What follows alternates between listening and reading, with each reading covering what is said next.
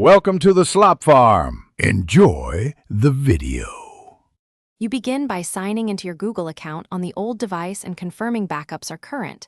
This preserves apps and settings. Once done, enable Bluetooth and connect both devices to the same Wi-Fi network so transfers go smoothly. Make sure you have your account password or second factor ready.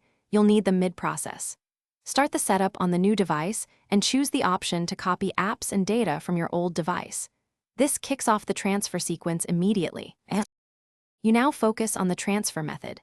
Scan the QR code shown on the new device, connect a cable, or select Restore from your Google backup. Make sure to authenticate when prompted. Enter your password and approve any two-step verification prompts so Google can link devices. While apps and settings download, do not interrupt Wi-Fi or reboot either device. Monitor progress and accept any permission dialogues. This is why you allow location, contacts, and storage access. You finish by signing into key apps and checking that contacts, calendars, and photos are present. Adjust sync and privacy settings to your preference. Once satisfied, go to your Google account security to remove the old device, and then factory reset it if you'll no longer use it.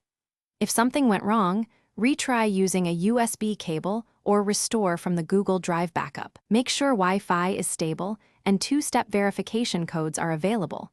This resolves most transfer failures. Thanks for watching. Consider subscribing if we helped you today.